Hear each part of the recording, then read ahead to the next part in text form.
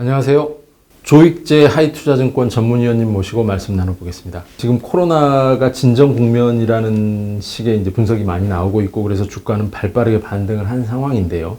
이런 상황에서 투자자들은 굉장히 고민이 많을 것 같습니다. 뭐 주가가 빠질 때도 고민이긴 합니다만 어느 정도 반등을 했기 때문에 지금 사면은 너무 좀 위험한 거 아닌가 이런 생각도 하고 있어서 투자자들이 굉장히 고민이 많을 텐데 현 국면에서 유망한 업종, 투자자들이 관심을 가질 만한 종목이나 업종 어떤 거라고 보십니까? 주식은 경기로 따지면 선행지표, 또 동행지표, 후행지표가 있는데 선행지표에 많이 반응을 합니다. 그러니까 주식은 선행지표의 통화증가율, 그러니까 돈만 풀면 일단 올라가는 경향을 보여요. 그래서 이제 주가가 낙폭의 거의 한 70% 정도를 회복을 했으니까 상당히 이제 주식시장 입장에서 보면은 1차적으로는 주가가 부담을 느낄 수밖에 없는 그런 시장이라고 봅니다. 근데 이제 이 선행지수가 움직이고 나면 확인해야 될 게 동행지수란 말이에요. 근데 동행지수는 실제 소비 또 실제 산업 생산 이런 것들인데요. 근데 이렇게 좀 관점에서 본다면 이제는 선행지표에 반응하는 주가가 다 올랐으니까 1차적으로 그러면 이제 막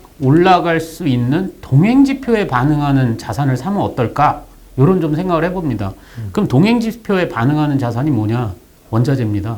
그래서 원자재가 일단은 좀 유망한데 이게 사실 이번에 그 원자재 대표격이라고 할 수 있는 유가가 너무 큰 타격을 입었지 않습니까? 그래서 투자를 할 때도 상당히 또 유의해야 되는 그런 상황들도 많았고요. 근데 저는 개인적으로 우리가 이제 유가 말고 두 번째로 대표성을 갖는 게 금속들입니다. 그래서 구리라든지 니켈이라든지 은이라든지 이러한 것들이 유망한 자산 아닐까. 그래서 많은 분들이 원유 ETF에 많이 투자한 걸로 저도 알고 있는데요. 이제는 유가에서 조금 시각을 돌려서 이제 그러한 금속 가격에 투자하는 그런 부분들도 좀 필요하지 않나 이렇게 좀 생각이 듭니다. 코로나 때문에 모든 사람들이 이제 움츠러들었고 사람들 활동도 이제 소극적이 됐고 해서 소비를 못 했지 않습니까? 그래서 이제 코로나가 진정이 되면 보복적 소비가 나타날 거다. 그동안 억눌려 있던 그런 것들 때문에 이제 보복적 소비하고 관련된 업종이나 종목에 대해서도 사람들이 관심이 있는 것 같은데 어떻게 생각하십니까? 사실 역사적으로 여러 가지 그 사람들의 소비에 충격을 줬던 사건들이 굉장히 많습니다. 2000년대 이후에 그런 사건들을 우리가 열거한다면 2001년도에 9.11 테러가 있었고요. 또 2002년도에 지금과 비슷한 이제 사스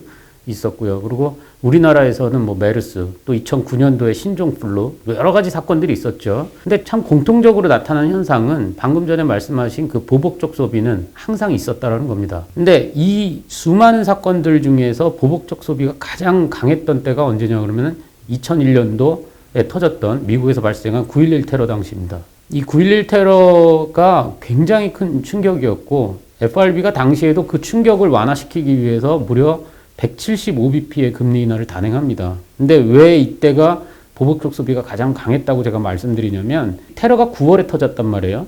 근데 10월 달에 미국의 자동차 판매가 그때 기준으로 사상 최고치의 판매고를 나타냈습니다. 그러니까 테러 터지고 바로 다음 달에 미국 역사상 가장 많은 자동차가 팔렸으니까 진짜 그야말로 역대급의 보복적 소비가 발생한 거죠. 그렇게 차가 많이 팔리니까 팔린 만큼 재고가 싹 다 없어졌단 말이에요. 이러니까 물건은 많이 팔리는데 재고가 없으면 어떤 게 발생할까요? 신규 주문이 폭발하면서 미국의 자동차 생산이 그대로 수직으로 올라가는 굉장히 강한 모양새를 보였습니다. 그리고 그 당시에 그러한 역대급 보복적 소비가 당연히 산업 활동을 이제 끌어올렸는데 미국의 대표적인 지표라고 할 수 있는 ISM 이 제조업 지수가 10월에 바닥을 쳤고요. 미국의 산업 생산 증가율이 11월에 바닥을 쳤습니다. 그래서 소비가 결국은 전반적인 산업 활동을 2달 정도 경과 후에 다 끌어올렸구나. 이렇게 말할 수가 있죠. 근데 당시에 그러면 지금처럼 유가가 언제쯤 반등했냐는 게 굉장히 궁금할 것 같습니다. 유가는 이듬해, 그러니까 2002년도 1월 달에 바닥을 치고 올라갔어요. 다시 말해서 테러가 터지고 나서 4개월 후에 바닥을 쳤다. 이렇게 보시면 됩니다. 그래서 지금도 많은 사람들이 이렇게 많이 내려간 유가가 언제쯤 바닥을 칠 거냐.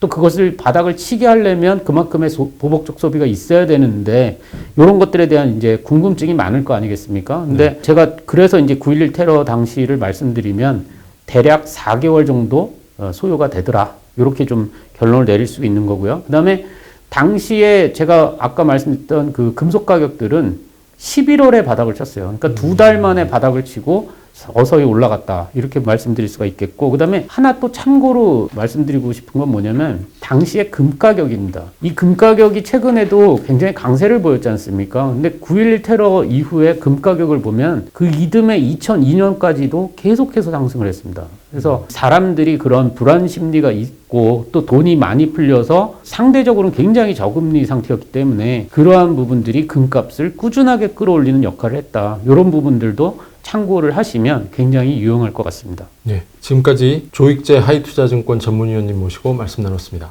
감사합니다. 예.